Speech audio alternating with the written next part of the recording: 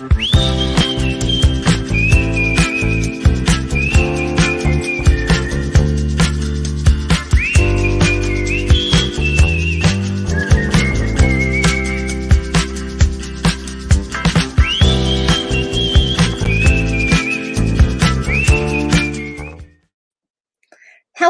everyone. Welcome, and thank you for joining another virtual program from the Kent District Library. I'm Diane from the Programming Department, and I am so excited to share with you this series of videos that is created by the Library of Michigan for the 2021 Michigan Notable Book Award winners. Author Conversations introduce us to the incredible writing talent in our state and prompt those questions that you might ask if you were to meet those authors in person. We learn about how they got started, what inspires them, and those unique details about their award-winning book that hopefully will inspire you to read too. Today's conversation is with Jim Daniels and ML Lieber about their book, Respect, the Poetry of Detroit Music. It is fantastic. I hope that you'll enjoy this author conversation.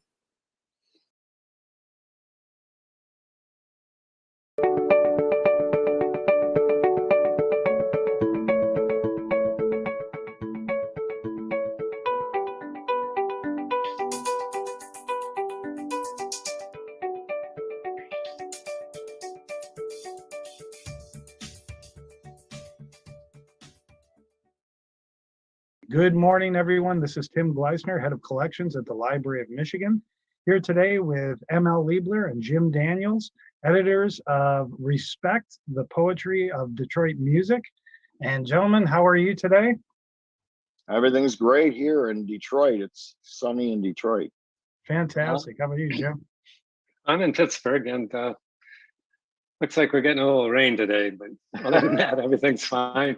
Nice. And you're probably getting the rain we had last night. So it usually comes this way, yeah. Yeah, right. So, well, guys, thank you for being here today, and thank you, for your wonderful book. And I'm just wondering if you could help our viewers today just get to know you a bit. And I'll start off with Jim. Jim, who are you? What's your background? And what inspired you on this work? Well, I was born in Detroit and spent my formative years in Warren, right outside Detroit, between 8 and 9 Mile Road there. And I grew up with the soundtrack of my growing up was the music of Detroit. And, ML and I have a lot in common, as you'll see as we talk, but I went to a lot of concerts growing up, and that was kind of my poetry growing up in that area in terms of how it spoke to me and because I didn't know anything about poetry, really. I knew music and concerts and radio. Radio is a big part of that as well. Detroit had great radio. And so it has stayed with me over the years. I've written about it. I was always on alert for other poems about the music of Detroit, just as a fan of the music. And so, and ML and I have been friends for at least 20 years, got to be. Years blur after a while. Yeah, I think more. What year? Go ahead. What year did your award-winning book come out? That Places Everyone? Well, 85. Okay, that's when we met. 35 years. Yeah. Because I remember. Give or take. Yeah. Okay. How about you, ML? Let's see. Well, I was actually, which is weirdly true, born on Wayne State's campus, and I'm still there after 42 years. So I was born across the street from the Art Institute. That was a hospital. Now it's the mortuary science building for Wayne State. So I don't know if that's a commentary or what. And, I've been teaching at Wayne for a long time, but, I got into music really early. I have a poem, a short poem that really kind of explains that. My grandmother loved Elvis Presley. And so at the tender age of 4, she bought me my first Elvis album. And it's been crazy ever since, essentially. But I got into the music part of it heavily and continued with that. And over the years, I've written poetry books and edited several anthologies, of which this is one of them. That's the news. Okay, cool. So I got to ask you guys, right? So not being from Detroit, and knowing that it has this reputation for its music scene, that's really unique, especially in the Midwest. I mean, other cities don't have it. I mean, I got to ask, why do you think Detroit? Why does Detroit have that music scene that it has had for decades, if not more? Why do you think, Jim? There's not just one answer, but I think a couple things contribute to it. One is, and I should say that Respect just won the Tilly Olson Prize from the Working Class Studies Association, because I think there's a class element to a lot of the work, and particularly in relationship to Detroit being the Motor City, the car industry, the rhythms of the work, the intensity of the work, and the intensity of the music, I think, connects. And I think sometimes we underestimate the wisdom and intelligence of some of the musicians that come out of Detroit, because people from Iggy Pop to Alice Cooper have spoken very wisely about the influence of Detroit on their music, and on, like Iggy talks about trying to imitate the noise of the machinery in the factory. And certainly when you listen to some of the old Stooges and other Iggy music, you can hear that sort of pounding rhythm. And then you go over to Motown, and there's a lot of repetition in the music and the dance steps and everything that I think also connects to the repetition of the work and the rhythm of the work, and the desire to burst out of that. I worked in a Ford plant for some summers to pay my way through college, and you take that, you have that rhythm of the machinery pounding in your head at night when you're sleeping. And so I think you want to burst out of that, and bursting out in loud raucous music is part of that, I think. So those are a couple of things I think contribute to that, because I've been living in Pittsburgh for 40 years. I just retired from teaching at Carnegie Mellon University, and you can compare the two cities in terms of musical influence and worldwide reputation. And Pittsburgh has had a few decent musicians come through, but not nearly the range and variety and popularity across musical genres that Detroit has had. Okay. How about you, ML? Well, it's all of that is a big part of it too. But I don't know, there's something unique, and maybe that's worthy of a deeper discussion or even a conference, I suppose. But on, what is it about Detroit that is different than other places? I mean, I think about this a lot, and because it is unique, it's a different kind of experience. It's totally working class, maybe a little less than it was when Jim and I grew up. I know that talking to my students, I used to ask the question, when I first started, how many of your parents or your fathers work in a factory? And a lot of students would raise their hand. Now it's rare. One student will raise, his or her hand. But there's something, inherent about the working class culture that does come through in all of the art that comes out of Detroit, whether it be music or poetry. And it does go back to, I think, two things. It is the rhythm of the line in the factory, the continual kind of reproduction of items or cars or whatever. I mean, it influenced Berry Gordy. Berry Gordy worked at Ford, And while he was working as a songwriter, in his spare time or whatever, and he, started thinking about the assembly line and applying that to music. And that's exactly what he ended up doing with Motown. Originally, Motown had several houses on West Grand Boulevard right next to each other and across the street. Right. And, one house was for recording, one house was for etiquette, one house was for dance steps, one house was for fashion, and it really was just kind of an assembly line, not in a negative way, but it was, an assembly line of production. And then you go back earlier to the jazz and blues part of it, and you've got the Great Migration happening to Detroit. Now, a lot of the blues and jazz and Motown people came out of that experience. So, you combine those two things, and then you throw in working class culture, which is a different kind of thing. And Jim knows, you may know Tim too. I think you're from Wisconsin. I'm from Milwaukee. Yeah. Well, Milwaukee's a and we only had the Violent Femmes, so yeah. But go ahead.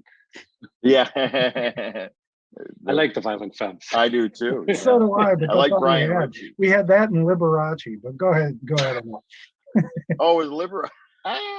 The most famous Polish Italian in the world. Yeah. Go ahead. Yeah.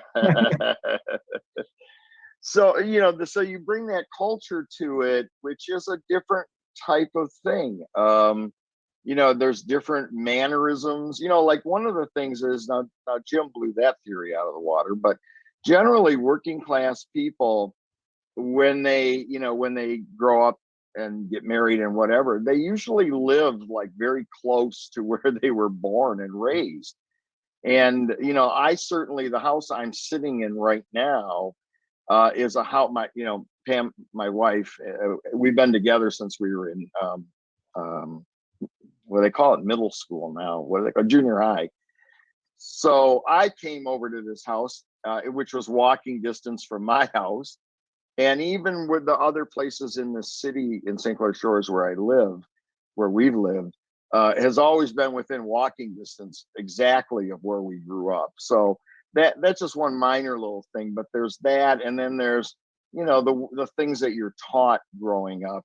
And all of it kind of in Detroit merges to create a very unique culture of both a social culture and also an art culture. And and I think Jim's taken that with him and kept it inside of him. And that happens. And that's also kind of part of the working class.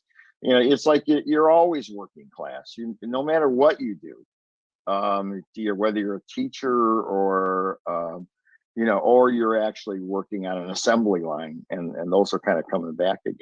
Right. So, yeah, that's putting all that together is what makes Detroit unique, different, and then of course the music coming out of it's going to be all of that too. And I think this book shows that. It starts with jazz, blues, northern soul, rock, and so forth. And then you look at it in its entirety and you say, wow, all of that came out of Detroit. And it's, and more, because we don't have everything in there. So that makes me think, both of you have talked about, you grew up in Detroit and everything else.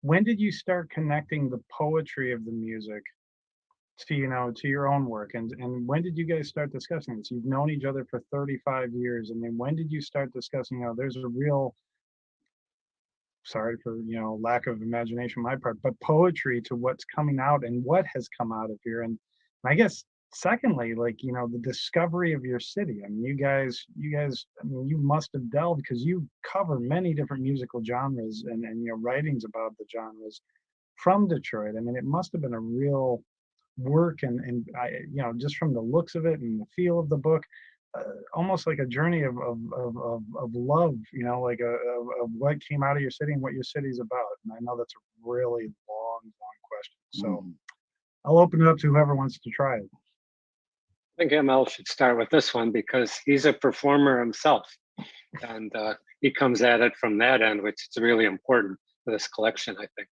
Okay.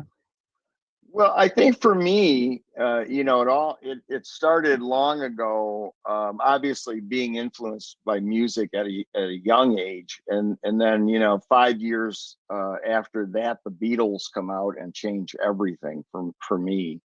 And when I look back at everything, the music always played a major role. I started going to concerts when I was pretty young. I think I was 12 when I went to my first concert, which, I have a grandson that's getting close to 12. I can't even imagine him going to a concert, but I was just talking to my wife about that last night, that sort of thing. And my grandparents used to drive. I was raised by my grandparents, and they drive me down to Cobo Hall. Or actually, the first concert I went to was at Ford Auditorium. Okay. And then, we lived right off Jefferson and St. Clair Shores, so we just take the bus back, which is kind of bizarre nowadays to think of. Here's 12-year-olds on a bus at 11:30 at night coming back from Detroit. Right. Strange. But so music's always been a part of me. And even early on, what I wanted to do, I was influenced a lot by and I'm no scholar of it, but the poetry of Dylan Thomas, which had a musicality to it, and just the way the words that he used came together. I mean, I remember as a young person, I wanted to write poetry that didn't use words, but it used rhythms and sounds and made up language. Then I found out James Joyce beat me to it, but that was kind of where I was starting from. And I was always, close to the music. So when I started to write, which was a pretty young age, I wanted to, it was in my head to bring music and poetry, let's say in my case, merge it together.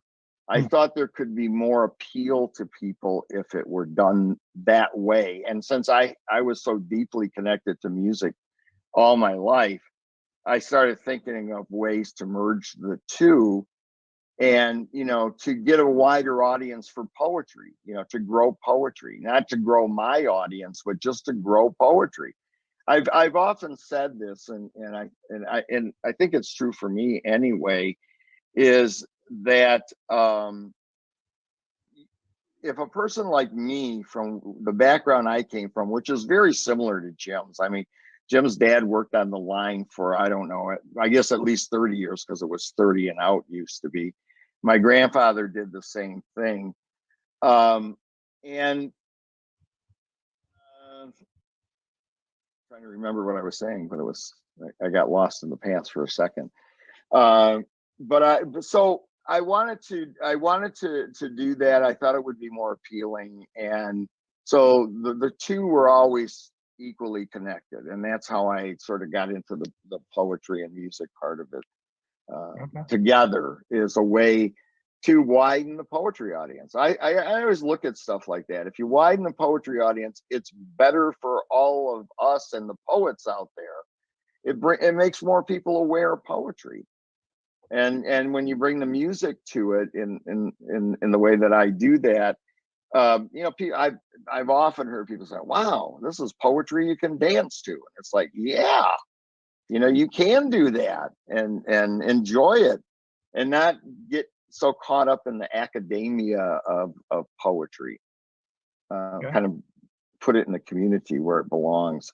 Jim Gustafson used to always say poetry belongs in the bars and the church basements and in school rooms and places like that, not in the the levels of academia where they talk so much about it that you lose track of what are we talking about again, that kind of thing.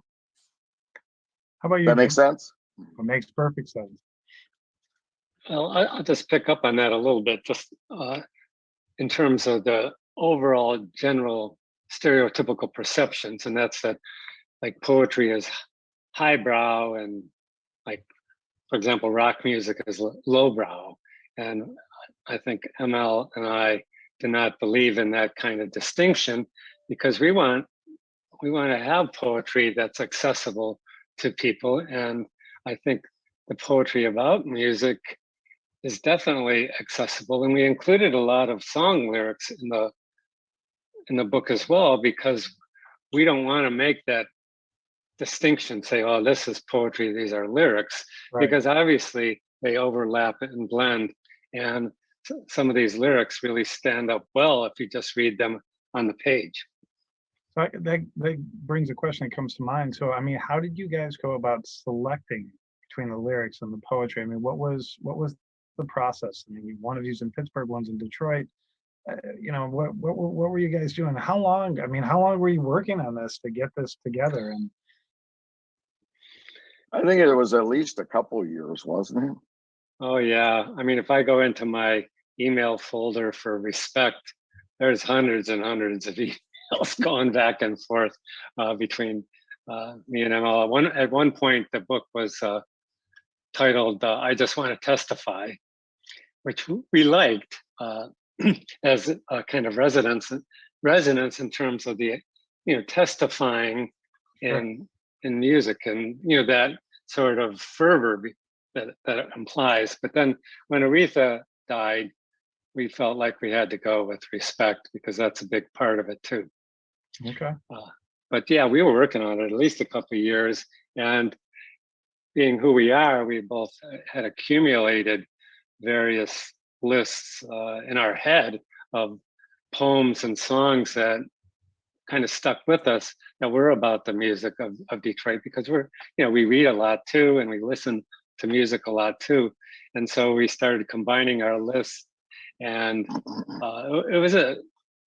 we weren't completely methodical about it, but it evolved, and as ML will testify, we ended up with you know, over 400 pages, which is probably double what we were supposed to do.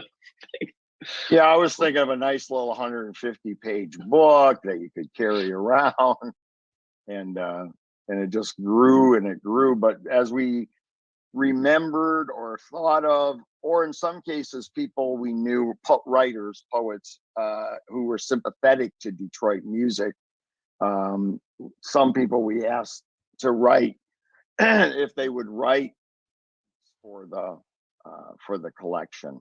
And a few people did exactly that and did a really nice job with it. But so we did that versus putting out an open call. I can't even imagine doing. Jim's probably done that before, but you know, I'm a benevolent dictator, so I go a different route. So you just basically point your finger, ML, and just say, yeah. This. Okay. I like to do that in my basement with all the books and stuff. Like that out, you know. But yeah, so that was we both had all these, you know, ideas of poems about Detroit music. So we started there.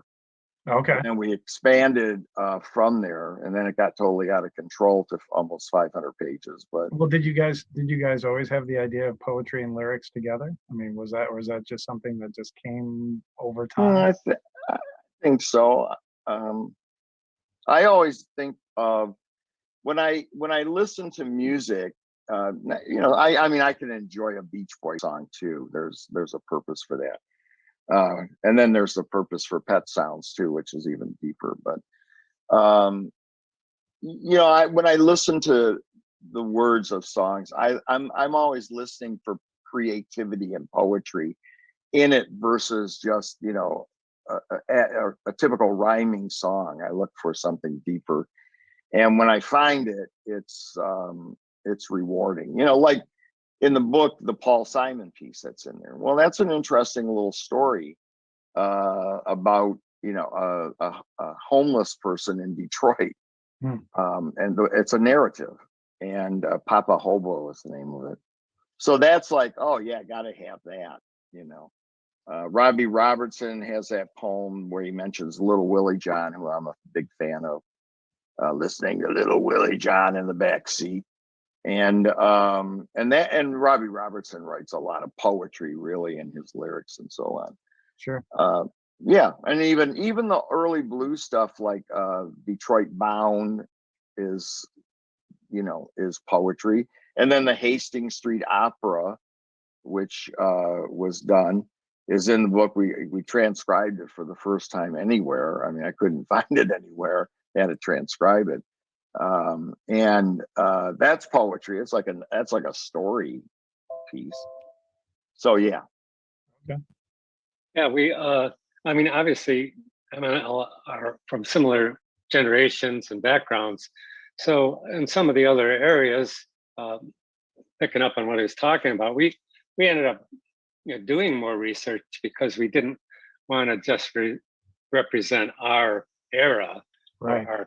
but we really wanted to bring out the range and diversity of all the voices in Detroit, which is another thing that makes Detroit really unique, I think, to really show the range, and where some of the poems and the lyrics are talking to each other in various ways, different points of view on some of the same things. Like we have, Eminem in there, and then we have June Jordan's poem called Ode to Eminem, OWED. That's kind of a response to him not agreeing with, the tone of some of his lyrics. And so this, all these voices kind of talking to each other very passionately. I mean, I don't think we have any boring poems in there. I mean, people are really feeling it. Yeah. Let me ask you guys, I mean, that's fascinating to me. So, did you learn something new? Did you learn something new about the voices of Detroit? I mean, you obviously have been cataloging the poetry and these lyrics over many, many years, but was there some insights into your hometown that you guys gained through this that you hadn't had previously? Was there a genre or poets or songwriters? I mean, does that make sense what I'm asking? I mean, just, to me, like Detroit or any city for that matter is just a layer, an onion of many layers. I'm just wondering if you guys discovered anything new while doing this. Well, I learned more about, I mean, I was aware that, techno, for example, started in Detroit. Right. And, like a lot of things, it's not as big in Detroit, let's say, as it is in Berlin. And, because I've been fortunate, Jim too, to teach in different parts of the world and so forth. And I did teach a Detroit music class in Germany a couple of years ago as a Fulbright specialist. And when we got to the techno part of it, those kids knew everything about Detroit techno. And it was amazing to me, the stuff they were telling me. They even credited Detroit techno for tearing down the Berlin Wall or playing a role in that. And there's documentaries out there like that, or one about that. And then there was a book I learned about from these kids that I've since gotten. I don't know if Jim knows about it, but it was written in German originally, and it's got a German name, something like Der Spiegel, Der Family, or something like that. But there is an English translation of it, which I got, and that goes into Detroit stuff in detail about the importance of Detroit techno to, tearing down the wall of communism in Germany and elsewhere. So, so that's one of the things. I mean, I'm sure there's a lot of things that we picked up on as we went through this. Okay. Yeah, ML and I are not exactly coming from the rave generation, so No. Though if I was younger, I think I would have been. And again, that came out of, to a certain extent, some of the raves in Detroit were in abandoned auto plants. Right. And so again, the music and the culture and community feeding off of each other in various ways. So the poetry itself, I mean, you guys, you talk about you were picking out certain poets playing the benevolent dictator. I mean, how did you know? I mean, did you just say, you know what, I think this person will be a good poet to write about this? Or, I mean, like, how did you know? Or did you know certain pieces? And, not being in that process, I'm ignorant. So I'm just wondering, how did you know how to pick the people or the poems? Well, we started with poems that we knew. And that's, if we would have stayed with that, it would have been maybe 150 pages, but it just kept, growing like Detroit's scene. So, so we started like that. And then we would think about, I don't know, Jim can tell me too what his thoughts were, but I guess benevolent dictator is not such a good word in these days, but it used to be a good word. But at any rate, we started there with what we were aware of. Jim would say, oh, for example, June Jordan. June Jordan has a poem called Ode to Eminem. Oh, yeah, cool.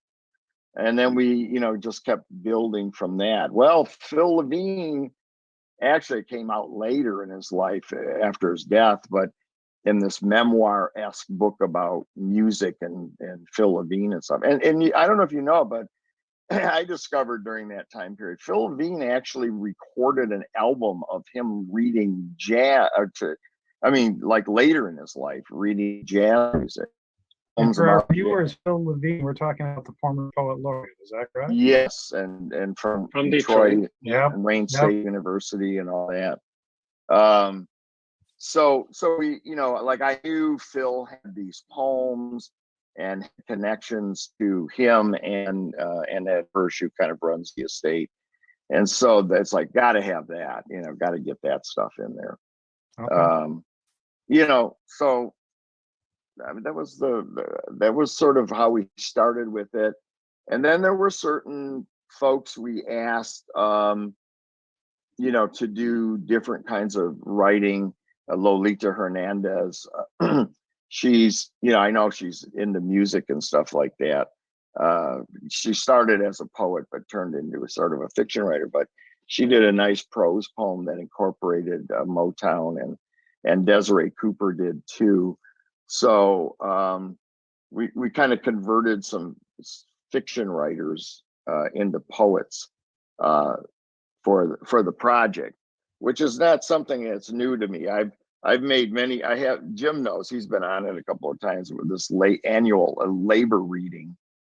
I've made a lot of people labor poets and musicians who, when I mention their names to others, I go, what? Like Alicia Ostriker, working class poet, what? So, Jorma Kaukonen, working class songwriter, which I've read his book. It's not so much true, but you know what I mean? But for the sake of that, I converted him. So. Sure. How about you, Jim?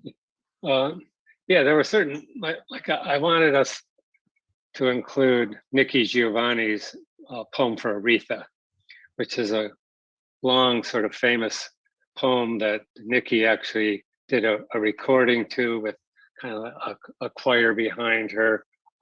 And I felt like that really captured a lot of, when I thought of poetry about Detroit music, I thought of, that poem came to mind right away.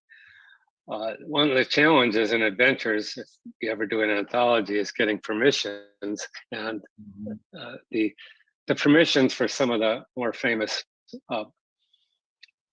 poets and musicians were a challenge, and because we didn't have a budget for that stuff. So a lot of groveling. Yeah. But so we didn't get everything we wanted, but we were surprised at the generosity, and thank all the people who could have demanded a lot more of a fee, who saw that we were working with the university press, and we were doing it out of love for the material, not out of any delusions of making money off the thing. So I got to ask, guys, you guys got up to 400 pages, 400 and some pages. How much was left out? I mean, you guys were looking at 150 pages, you got up to 450 pages. I mean, and I'm not asking you to specify what was left out, but I mean, in the editing process, in your selection process, and all those voluminous emails, I mean, I'm guessing there were things left out, maybe because of copyright implications, or maybe because of permissions. But I mean, is there another book? And I'm going to ask you to each maybe think about reading a piece, but I'm just wondering, in all this, in this work of love, was there something or things that were left out or had to be left out? Well, the only thing that comes, the main thing that comes to my mind that's being left out, I don't think we really cut anything. There were a couple of poems that we wanted, and we just couldn't find the poet. Like we had read it somewhere in a magazine or review, and then went looking for the poet. One was a poet in Chicago who turned up. She had been murdered, a couple of years before. And we were looking, and I thought, I'm going to find this person. Well, I found her all right in the obituaries, but she disappeared. That was it, from a library.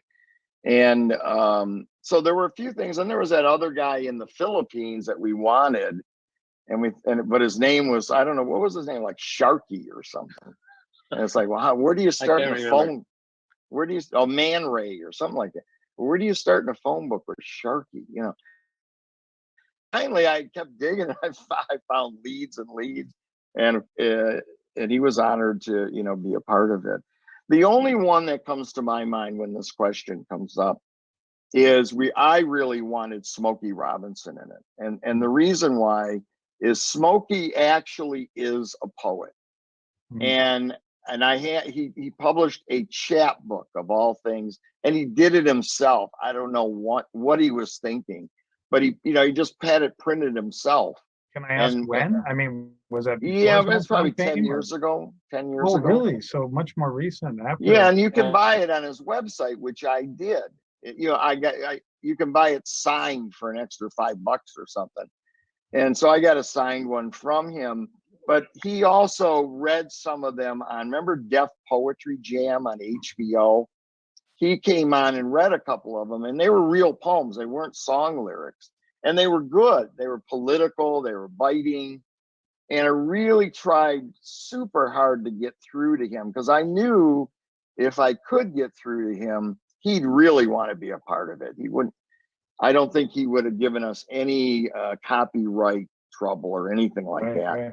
Because, that's an appeal that I've made often over the years with musicians, is they don't see themselves as poets when many of them are. And even Dylan, that's true of Dylan with this other book that I did. Dylan will give you any lyric that you want for a poetry anthology, basically, or at least he did me. And why? Because Dylan sees himself as a poet, and he's honored when someone recognizes that he's a poet. And I think the Nobel Prize, showed that. It just blew him out of the water. He didn't even know what to say about it for a while. So I don't know, does that what I'm saying makes sense, but yeah, so Smokey was the missing link. And then, of course, as things go, I'm working with a guy in Los Angeles right now on a book about Black Bottom, and it turns out he knows Smokey. Well, I wish I'd met him, 5 years ago. He could have gotten us through to Smokey, but otherwise, but that's water under the bridge. But that's the one example I can think of. Otherwise, I don't know. Jim, what do you think? I mean, well, it was interesting to see what musicians inspired poets the most. And I know that we had a lot of work about the MC5, and including work by the MC5, right. 3 of the MC5. 3 of them. Yeah. And so, it's hard to remember in the process, but we were trying to balance it out across the genres. And so I think we tried to be inclusive as we could, and not just put together a specific vision. And that's one of the reasons how we ended up so long. But of course, inevitably you find poems or writers later that say, we should have had this. But we really did spend a lot of time and get suggestions from other writers. And sometimes we were just fortunate in a way in terms of timing, like Peter Balakian had just won the Pulitzer Prize and in poetry. And I happened to see him read and was able to talk to him about the book, because he has this poem Joe Lewis's Fist that really has a lot of Detroit music stuff in it. And so, one of the things we're talking about while we're waiting to get started here was to doing another book, maybe of prose. And so we're still thinking about it because we're out there listening and hearing things and just the impact. And ML did a previous anthology that you could talk about. Well, yeah, the poetry, when I did Heaven Was Detroit, which Tim, you're familiar with, originally I wanted that to be sort of a literary reader. It would have a poetry section of poems about Detroit music. It would have stories, and it would have creative nonfiction essays in it. And so when Wayne State agreed to do it, they asked if I wouldn't consider it being, more of an essay historical thing as it became. But I still had that idea in the back of my head. And I thought, that idea is worth fleshing out and working with. And Jim thought so too. And he actually had promoted that idea to a couple of places where there were some nibbles on it.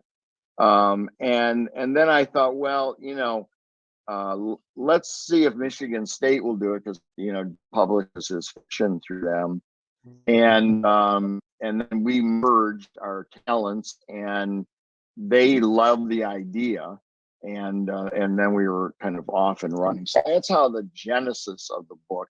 And obviously now with a fiction or prose approach to it, that comes out of respect, out of that book with the poems. So one thing leads to another, which I think is an old Fix song, but that's another issue. I think you're right. So let me ask you guys, is there a piece that you would like to read today, just to share? I mean, is there something you would like to just share with our audience today? Yeah, do you want I'm just looking in my tablet here. Here's a short poem that I think kind of crystallizes the connection between emotion and music. And one of the things people say, music is the universal language, right? In terms of how it translates across cultures. But if you hear part of a song, it can take you to an emotional place. And that's one of the sort of magical things about music. I got a poem in my, so I continue to listen to music and write about it ourselves. So I have a poem in my new book where we went to this concert by the new Pornographers, the group, and we were standing. It was in an old church, so we were all standing up, and I was one of the oldest people in the crowd, and I bent down to tie my shoe at one point, and some young people next to us thought I was like passing out or something. So I heard a poem about You got a damn shame, Tim. But I was there. It was a good concert. But my wife had to reassure them that I was okay. You're all right. You're not falling over. Nice. No. But this is by a poet that ML and I kind of knew when he was growing up, Chaim Charara. And it's called Bob Seger's Night Moves on the Radio in Winter. Nice. And just thinking about that title already takes you somewhere. But the key, I think, is that the title sets it up. The poem doesn't deal specifically with the music, but you kind of hear it because the subtitle is Leaving Henry Ford Hospital, Detroit. The nurse did what she could to ease her into her death. The dying was effortless, but not watching it happen. When it happened, I remembered her 20 years before, walking through snow at night to buy milk. So the poignancy of that loss and the poignancy of that song, I think, really combine in a very short poem that brings it all together. Yeah. Thank you, Jim. Sure. Yeah, I'm just looking at one that I really like, and the sound of it too, the music and the poetry is, and Jim had a chance to meet Billy Bragg during a working class conference in England, and he just happened to have a what do you call it, a galley of the book, I believe, and he was very easy to have in it as well, just asking, and he loves Motown. And maybe you got more insight. I met him before at the Ruther House in Detroit. Mhm. They had brought him in to play some shows. It could have been for the striking newspaper people. I can't remember. But I wanted his poem, Levi Stubbs' Tears, in the book. And I don't know if you know that, Tim. You're a youngster. You probably know you got his whole catalog in your head. But Levi Stubbs' Tears, that always, I used to show movies, or still do, in my labor classes with Billy Bragg on tour in Russia and everywhere. And he'd always do this song, and it stuck in my head. And so, I'll try this as just a poem type of thing. With the money from her accident, she brought herself a mobile home, so at least she could get some enjoyment out of being alone. No one could say that she was left up on the shelf. It's you and me against the world, kid, she mumbled to herself. When the world falls apart, some things stay in place. Levi Stubbs' tears run down his face. She ran away from her home in her mother's best coat. She was married before she even was entitled to vote, and her husband was one of those blokes, the sort that only laughs at his own jokes. That's the sort a war takes away, and when there wasn't a war, he left anyway. Norman Whitfield, Barrett Strong are here to make everything right that's wrong. Holland and Lamont Dozier too, and here to make it all okay with you. One dark night he came home from the sea and put a hole in her body where no hole should be. It hurt her more to see him walking out the door, and though they stitched her back together, they left heart pieces on the floor. When the world falls apart, some things stay in place. She takes off the Four Tops tape, puts it back in its case, and the world falls apart. Some things stay in place. Levi Stubbs' tears run down her face. So Fantastic. Now, if that isn't a poem, I don't know what it is. Yeah, right. I mean, that's fantastic. Thank It's you. beautiful. Thank you. So, in conclusion, what I ask everybody all the time is, what's the significance for you for being chosen as a Michigan Notable Book author? Well, for me, it's a really high honor because I'm from the working class. We don't win awards. In fact, when you called, I guess, or emailed, I was like kind of stunned and appreciative. I mean, it's huge.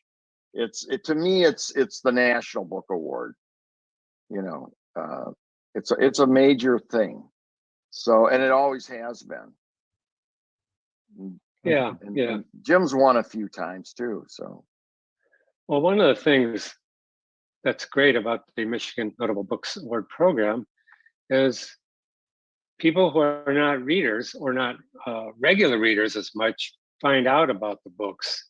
And before COVID, with the library tours,